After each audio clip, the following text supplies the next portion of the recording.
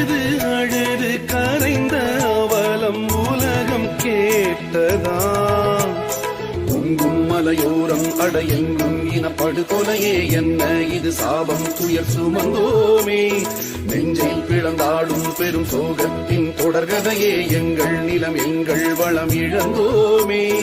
உடல்கள் சீதறி அழிந்த பொழுதும்